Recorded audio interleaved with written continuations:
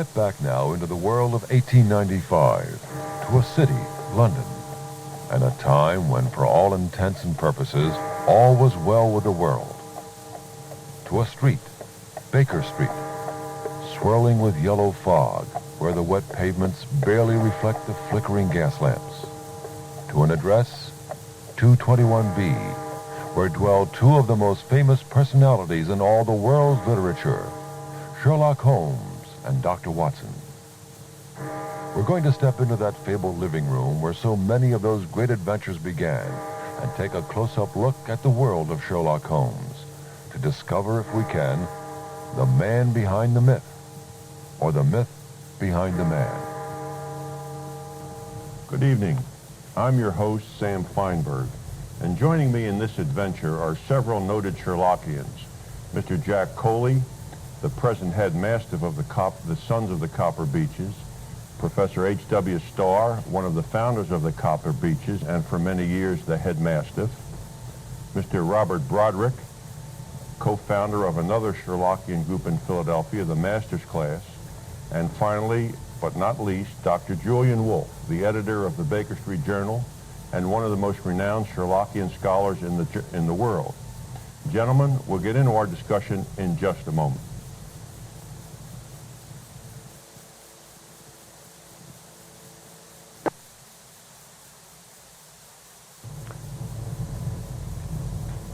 Gentlemen, could each of you tell us why you think the phenomenon of Sherlock Holmes started and why it continues to hold the attention of thousands of people all over the world? Dr. Wolfe, why don't we start with you? Well, there have always been a lot of people interested in Sherlock Holmes, but when the present interest became so great, what crystallized, so to speak, it was in the early 1930s, and there several things happened at that time which tended to bring it out into the open. The first thing was Christopher Morley's formation of the Baker Street Irregulars. The second was that at that time the omnibus edition of Sherlock Holmes was published in this country, where you could get all of the stories and know you had them all in one set. And not the least, the third was Vincent Starrett's book, The Private Life of Sherlock Holmes, which is about the best book that was ever written about Sherlock Holmes, in spite of all the new ones. And I think anybody who was mixed up in the tide at that time couldn't help but become interested in Sherlock Holmes. And from then on, it grew and grew because it was a very nice body of literature, not too big, and you could study it completely without an awful lot of trouble.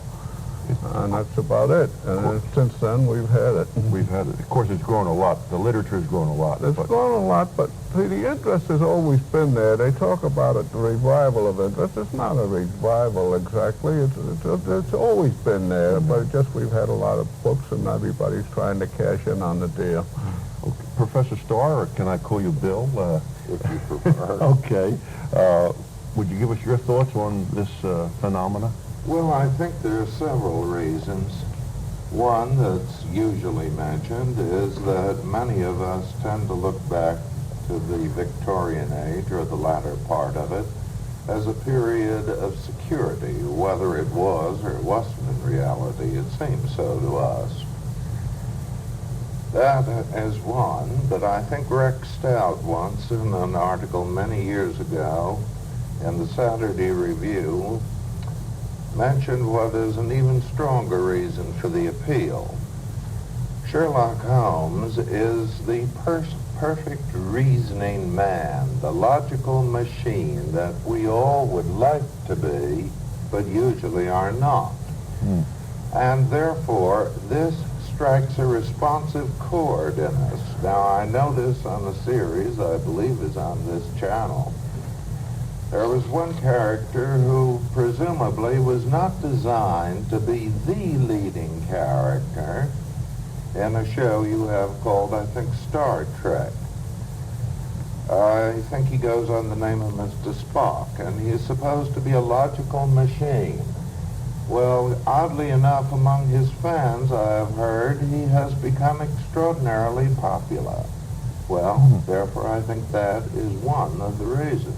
It's an interesting analogy between a modern-day character and one, the one of Sherlock Holmes. There are parallels. Right. Jack, could we hear your opinions of the phenomenon? All right, I'll second the motion very heartily on what Julian and Bill said, because there's certainly very strong reasons for it.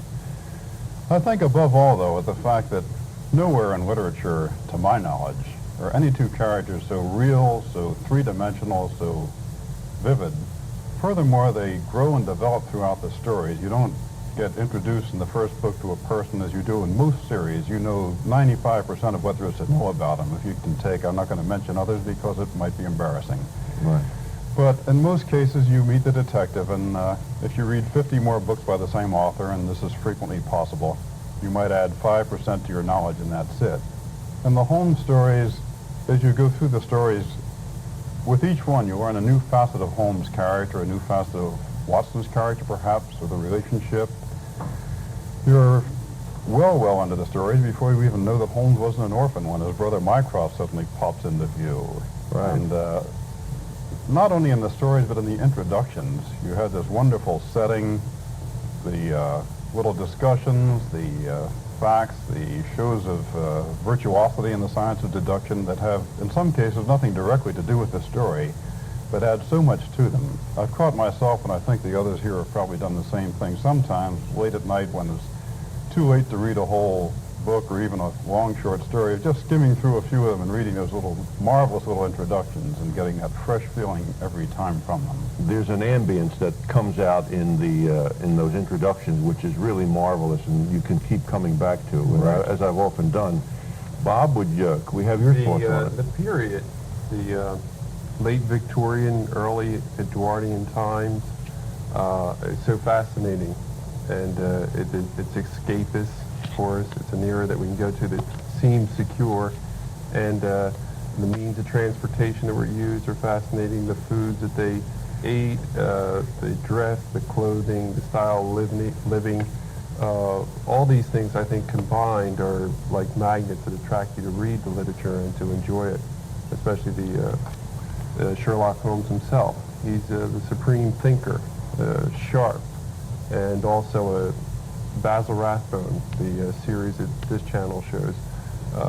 He was such a superb actor that he himself would be a vehicle to attract you to these stories and to find out and want to know more about them. Dr. Wolf, you alluded just a moment ago to the Baker Street Irregulars, and many people are curious as to the origins of the Irregulars and how it got started, and you touched on that. I wonder if you could just tell us a little bit more about it and some of the personalities involved. Well, the first thing is, Christopher Morley was a great man for starting clubs, and most of them lasted a very short time. He always had an idea to start a club, and he used to have luncheons with his friends and colleagues, and none of the clubs that he started lasted very long. For instance, the 3 Hours for Lunch Club and the Grill Parza Club and several others. But the Baker Street Irregulars caught on because at that time he edited a column in the Saturday Review of Literature, and he gave them publicity. I don't like to go into too much detail, but one of the things, his brother, not Felix, his other brother, had provided a crossword puzzle about Sherlock Holmes, which was not a very good puzzle, but it served the purpose. Puzzled me. Well, it had too many unconnected letters. Right. So but for its purpose, it did well because Chris Morley got to be distressed. So many people were considering themselves members of the Baker Street Irregulars that he decided all those who solved the puzzle properly could become members, and that was the origin of the group. Thank you, Dr. Wolf, and we'll be back in a moment. Jack Coley, I think, has a brief remark. I have to disagree slightly with one of your remarks, Julian, when you said the Christopher Morley clubs didn't last very long. Using the master's own methods of deduction, I would assume that the 3 Hour for Lunch Club did last at least 3 hours. That was long enough. For most clubs, perhaps. Gentlemen, we have two members on this panel who were deeply involved with Philadelphia's two science societies of the Baker Street Irregulars.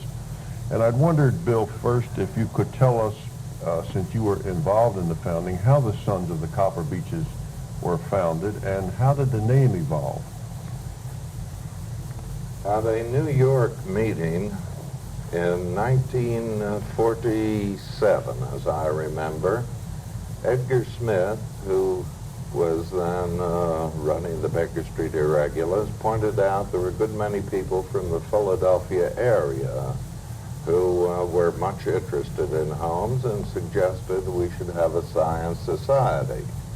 And Carl Anderson and I, who were present, and I think Jim Montgomery, immediately decided to do something about it. And it took us a good many months to make the immediate decision, because on, I believe, December 7th, 1947, we met at Shoyer's restaurant in Philadelphia. And there were several suggestions as a name for the club, the Tankerville Card Club and others. But there was one story which did mention Philadelphia, which had not been used by any other science society, as the Scourers of the Valley of Fear had been out in California. And that was the adventure of the Copper Beeches. Also, I'd bought a house that had a copper beech in front of it. And so we decided we would call ourselves the Sons of the Copper Beeches. And fortunately, we have no appropriately named ladies auxiliary. It's a great name if you don't drop the middle word. The middle word It requires careful pronunciation. Yes, yes. Bob, you are a co-founder of the Master's Class, and if I might mention, it is a younger Sherlockian society, and I only use that term because it's true. Yes, Can you tell us how it came about? Sam, it's a younger society, and it came about because simply the Copper Beeches had such a long waiting list. If they do maintain a list, I don't know where they keep it, but we had a great deal of difficulty in getting through to them. And then we corresponded with Dr. Wolf, the Home Office in New York, and Dr. Wolf suggested starting our own Seeing Society. And we were all for this, and my dear friend Norm Whitaker and I got together. And we went through the canon looking for an appropriate name, and we came to the story of the Priory School, and it dealt with students and the Master Holmes. And we considered ourselves to be students. So we looked through this particular story, and we found that Holmes refers to the Master's Class, and we used this for our group, and this is how it came about. And this has been our third year now, and we hold meetings on an irregular basis. And we've had 4 or so, and we've been pretty successful. We're still looking for new members. So. I might mention at this time that if you are interested in more information about the Master's Class, perhaps you should write to Robert Broderick in care of this station and mention Sherlock Holmes, and we'll see that the... Also, I have to mention that we do allow women in our society, which is something special. Yes. Now, I will have no questions or comments sure you'll about get letters the Sons on of it. the Copper Beeches in relation to women. Well, we follow the Master's principle. Right, And the Baker Street Irregulars. Right. We've been talking here about Sherlock Holmes, and we almost act as if he were a real person. Would Of anyone? course he was. Well, I just wanted to confirm that. Certainly. And Bob, would you have any comments on? Well, there's a biography written by William Baring Gould. He authenticates many of the incidents in the stories. He authenticates the address, 221B Baker Street. He authenticates the birth date of Holmes, which is January 6th, 1854. And this is also a big day for our group that we celebrate the birthday. And my feelings are that if the man's death hasn't been reported yet, so he must still be living, and he must have been a real person. And so eminent. None of our, I'm sorry. None of our leading newspapers or magazines have published the death of Holmes. and so eminent a personage would, of course, have been reported in papers like the London Times and the New York Times. So obviously, he is living in Sussex and well and keeping bees. Gentlemen, was there or who was the real model, or who was Sherlock Holmes really? And it's a kind of a, I'm asking three questions at once, but Jack, would you care to elucidate? I think he's to some extent a composite. The one single model, if you have to go back to one, and Doyle himself has mentioned this, was Dr. Joseph Bill at Edinburgh Medical School, who not only had the appearance, he's obviously the model for Doyle's literary description of Holmes, although the artists have made some liberties of their own, and quite acceptable and justifiable ones, I think.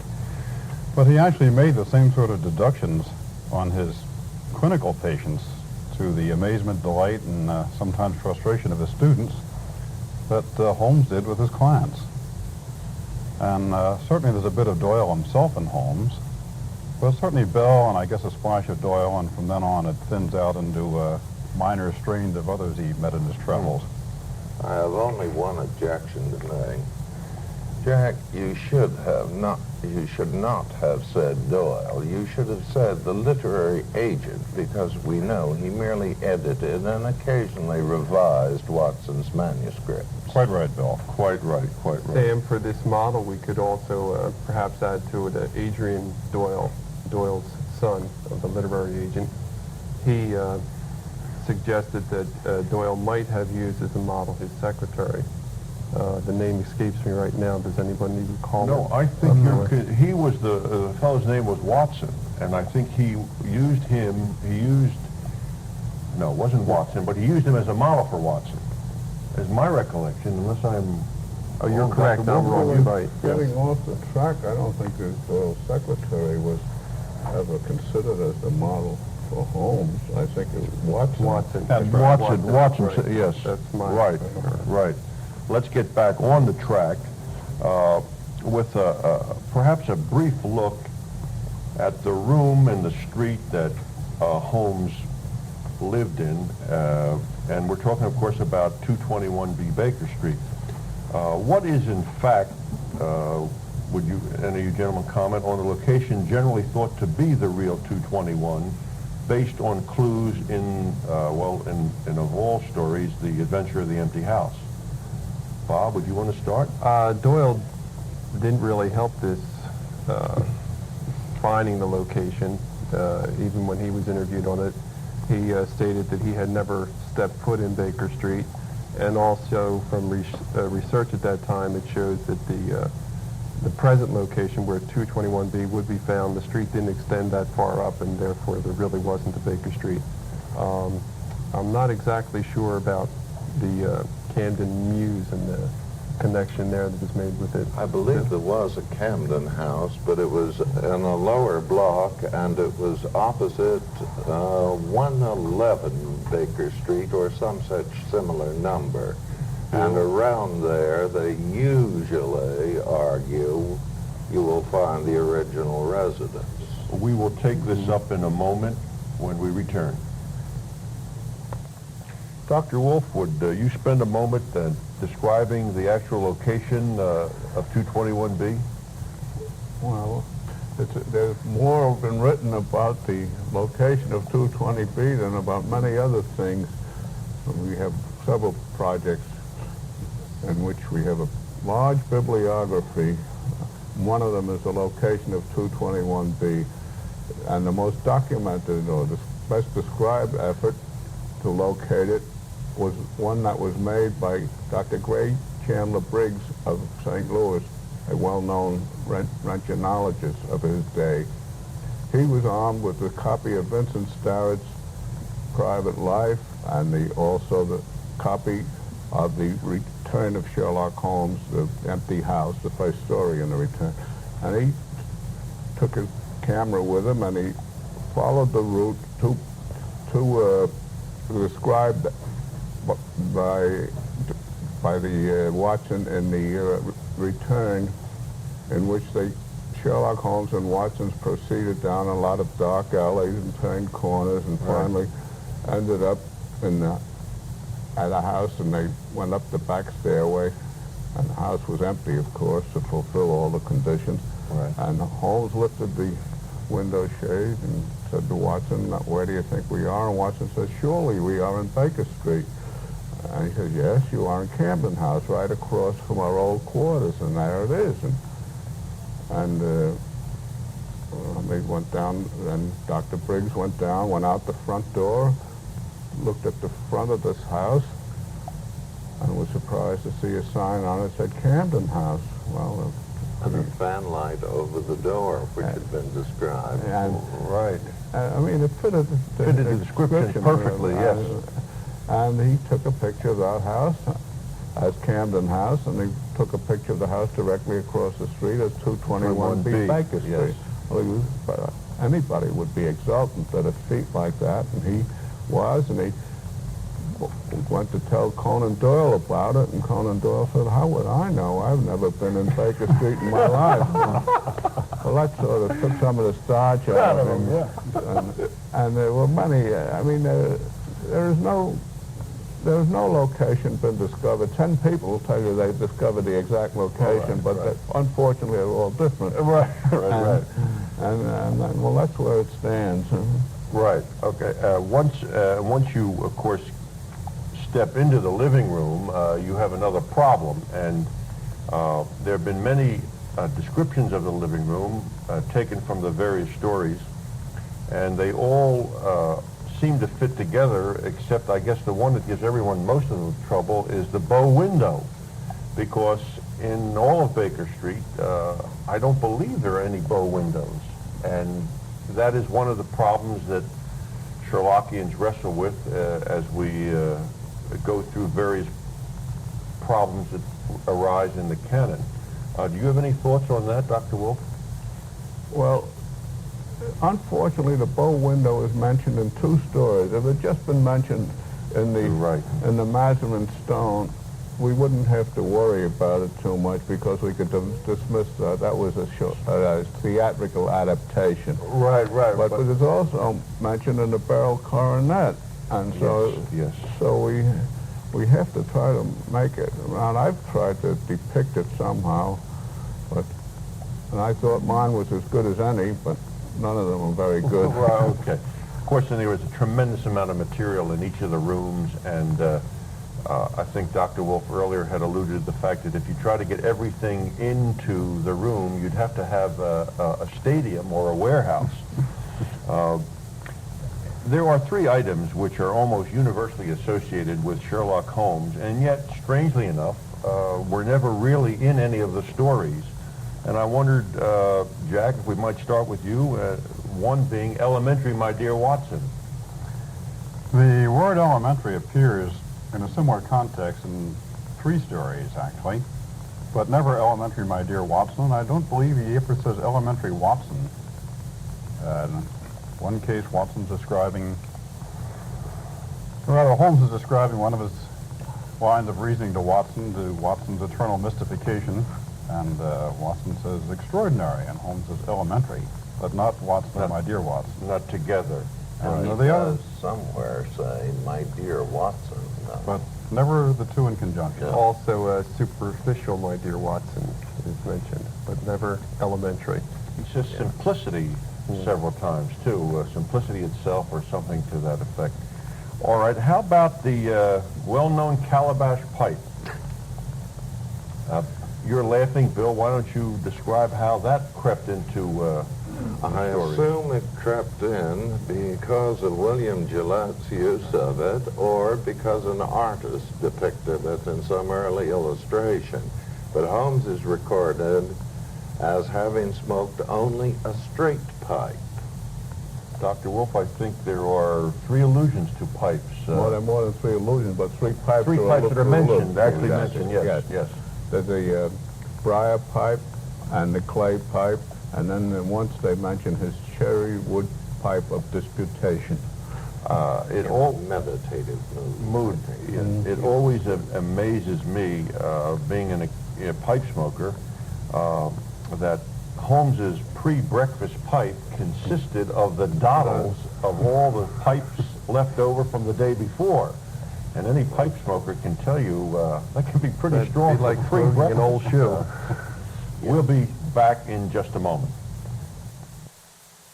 There's one other item which is very closely associated with Sherlock Holmes, but which we don't believe was actually in the stories, and that's the deer stalker. Jack, would you tell us a little about that? Okay, I guess the closest description I could find with deerstalker, in the Boscombe Valley mystery, Watson describes Holmes as wearing a close-fitting cloth cap. And on the illustration for the Strand magazine, which the story first appeared by Sidney Paget in 1891, he depicts this as a deerstalker. And then, of course, it became quite famous because William Gillette used it as a very strong prop, and I think mainly through Gillette it's become famous. But it actually did have, you could interpret, I suppose, that close-fitting cloth cap as a deerstalker, because that was one of the popular types of close-fitting cloth caps in that day. Bob, didn't you mention to me somewhat earlier that that was Paget's favorite? The research I came across, a bit of information, was that when Paget had been secured to do the illustrations for Doyle's stories, which was supposed to really be his brother Walter, but somehow the editors got the letter mixed up, and the younger brother Sidney was secured for this position to do the drawings, and he was probably one of the first illustrators from what I have looked up, and he wore this deerstalker or ear-flapping cap in the countryside, which was a popular hat at that time, and then he included it in his illustrations. Prior to this, it wasn't mentioned in the story, so possibly he could be credited with the deerstalker and introducing it. It's not really canonical. Since we've already mentioned Sidney Paget, I think there's one parallel between our age and the age of Sherlock Holmes. That is in the visual aspects of the stories. We are in a visual age today with television, and I think the visual impact that the Sidney Paget illustrations had on the stories and on the interest that they engendered, I don't think can be overemphasized. And I wondered if, Dr. Wolf, you might have some comments on that. Well, Sidney Paget in England was the author. Yes. When over here, we have Frederick Dorr Steele, and a lot of people regard him as the real author. Neither one of them, I think, drew a Sherlock Holmes as was intended. And right. He was made more handsome in both sets. Right. In fact, I believe that Steele used Gillette as his model, and that's why people who comment how much Gillette looked like Sherlock Holmes don't realize it was the other way around. Right. Bill, Well, Steele gave Holmes a little more hair than Paget did. yes. Paget shows him as thinning rather badly. Right. As I do, and even worse. Right, or look at me. But it always has struck me particularly about the transition from Paget to Steele is the romanticizing of Holmes. In the earlier Paget drawings, he is a much more, he doesn't look as romantic as he does in some of the Steele drawings, but I guess that Doyle commented that didn't hurt because that helped get women to read the stories.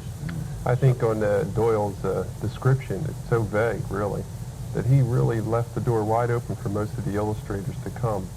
And he left an awful lot to the imagination, and this is part of the magic with the drawings. Does anyone here, can anyone here quote or come close to quoting the description of Mr. Holmes? He mentions he had a high, rather penetrating voice, and as Yes. far as I know, that idea has never been taken over by any actor. Right. None of the actors, of course, have a high strident voice, but the only other physical description is, if my recollection serves, is that he was tall, excessively lean, over 6 feet, made to appear taller, had a hawk-like nose and a determined chin, as I was in Study in Scarlet, I believe.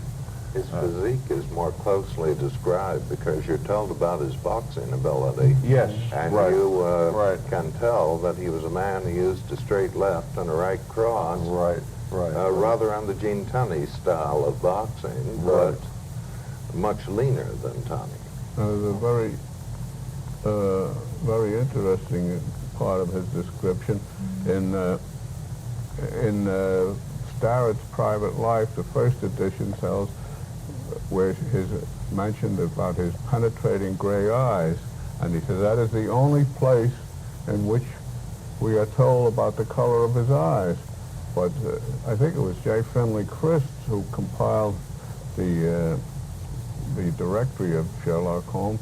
He found 4 other places where they were made, and none of them found out in one story, and that was in the Sign of the Four, where he's described of having black eyes, and the reason it is not noticed is because it was the old sailor which was Sherlock Holmes in disguise, came in and Watson speaks about his penetrating black eyes.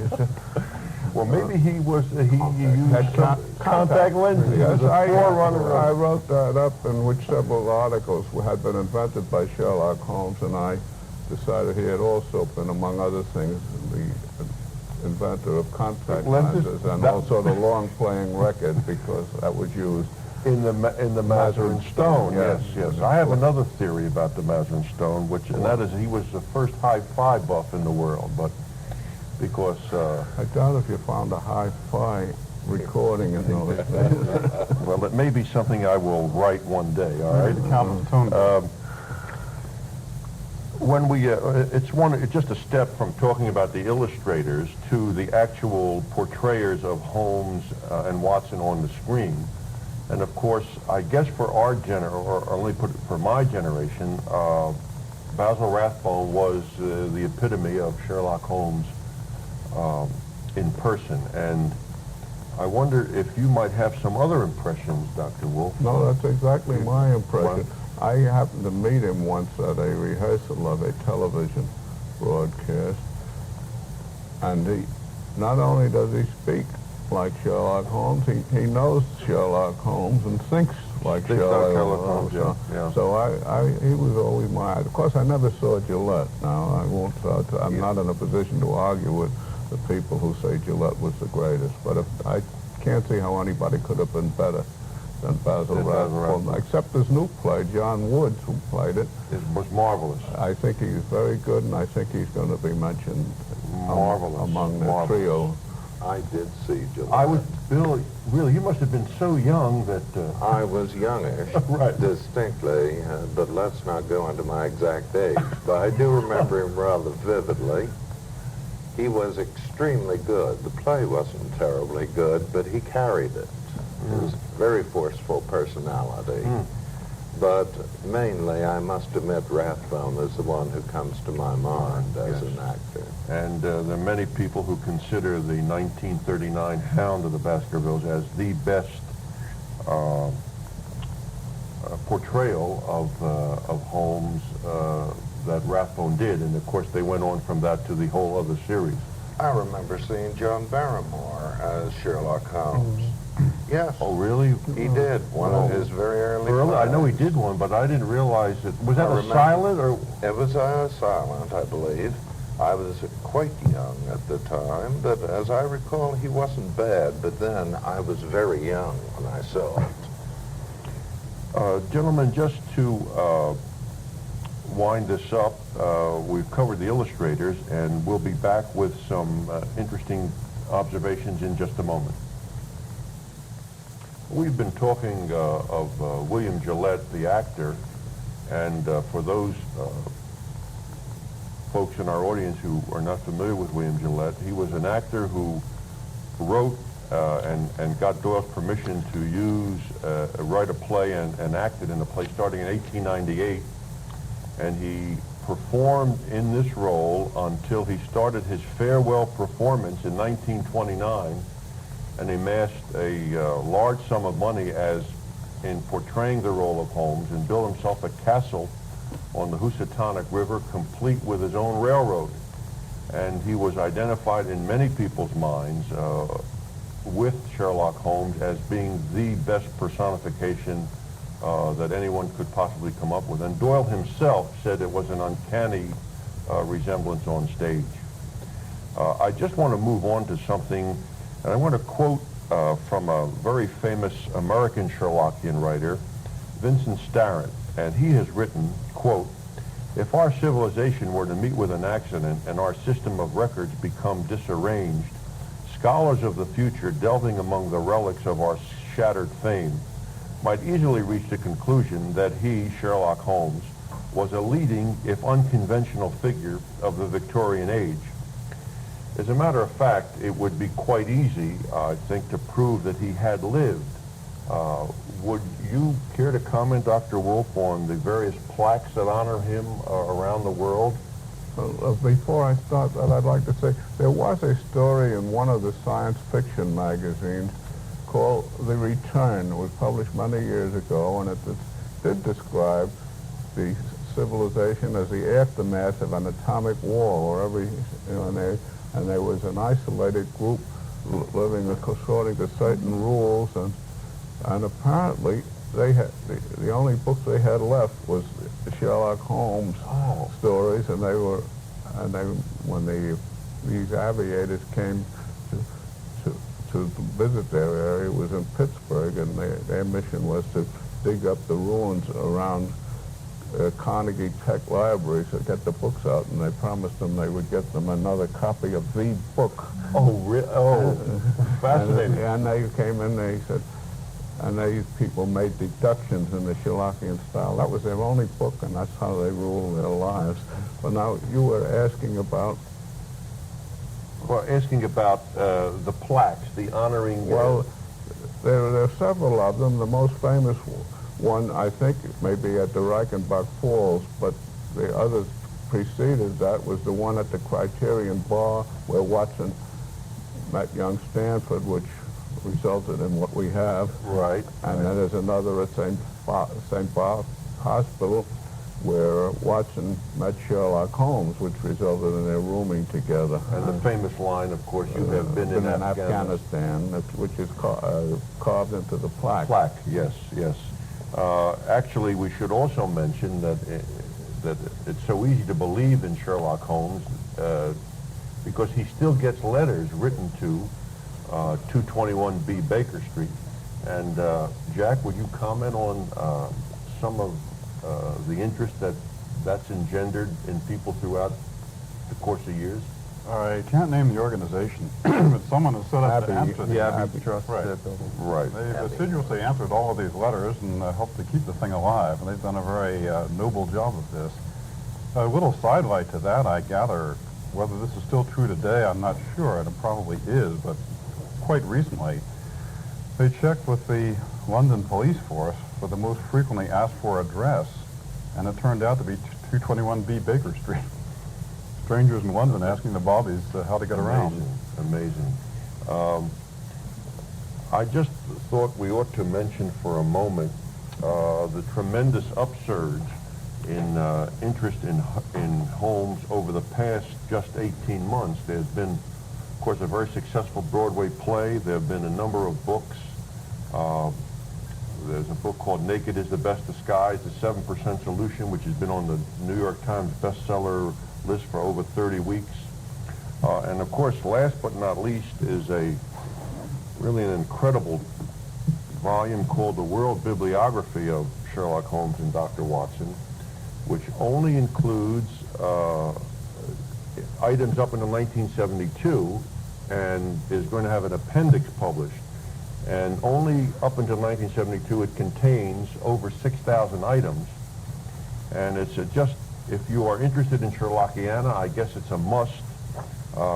It's got everything that you could possibly imagine and more, including the fact, which is what I learned through perusing this, that in 1937 NBC had been doing some experimental television in New York to show that it was feasible, and the first thing that they did was a Sherlock Holmes story called The Three Garridebs.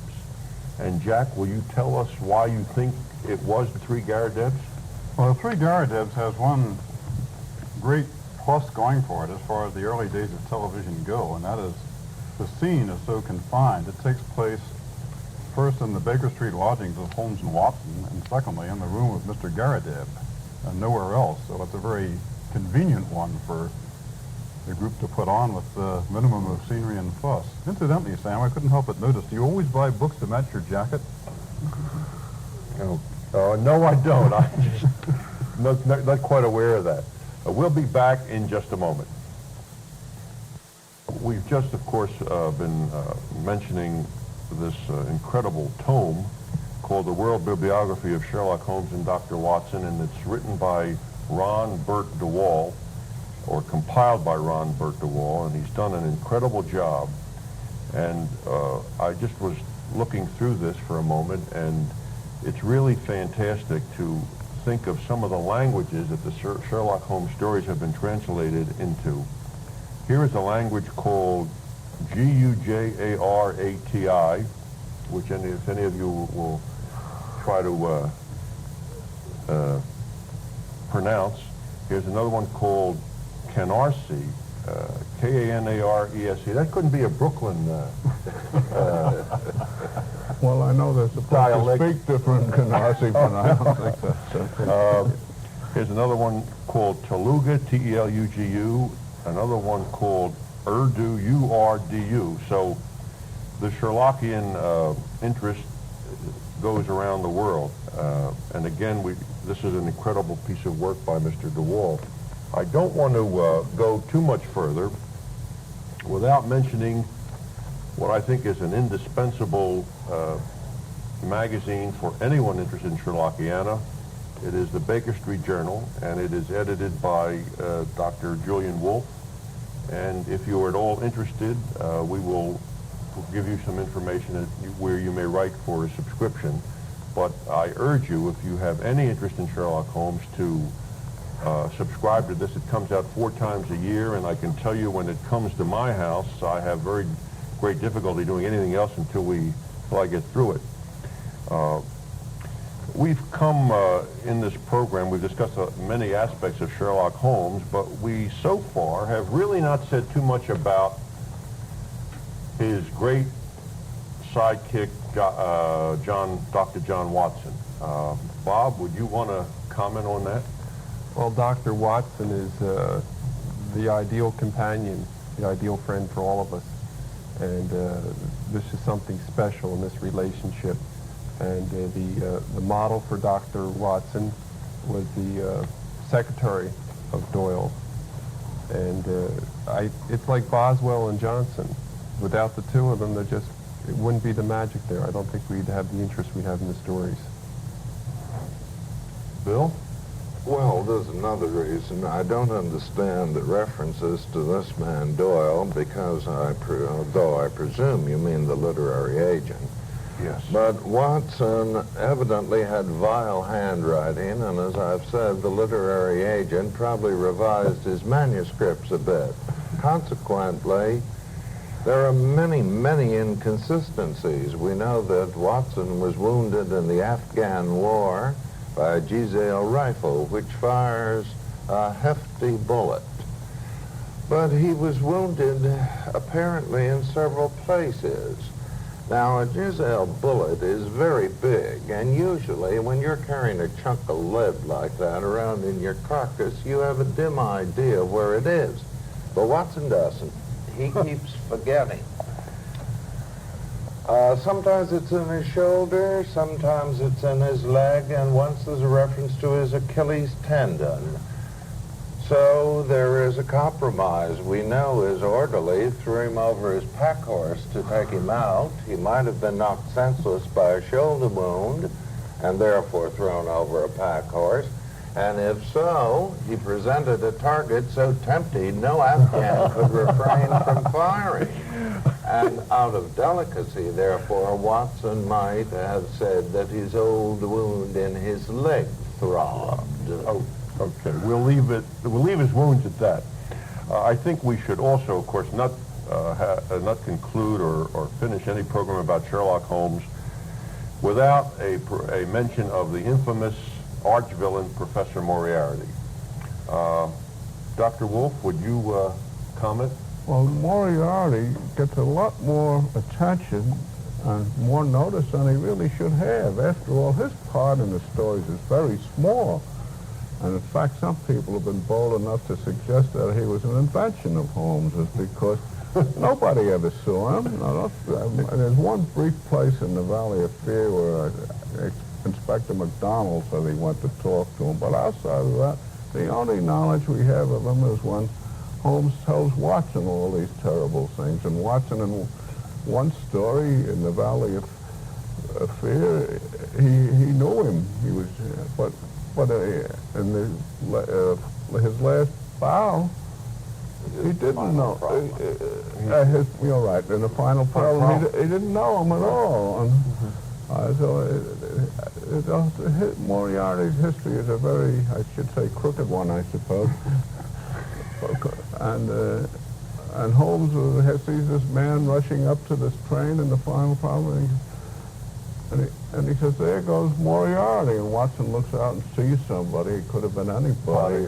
But of course, and you're right. He is only mentioned in two stories, and in one he's just really mentioned. No, he's mentioned in 3 or 4. Just I'm sorry. For instance, in the Missing 3/4, he says, "If I ever saw a man fit to take the place of the late..." Oh, Moriarty. I see. There are a couple of other places like that yeah. mentioned in passing. But these are the two where he seems to play a big part behind the scenes. Okay. Watson was easily confused anyway. After all, his name was usually John H. Watson, but once his wife calls him James, and you'd think that she or her husband would know his given name.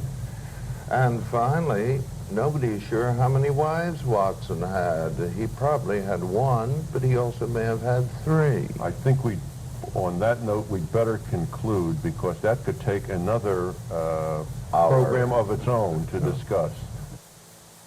Bien, very interesting.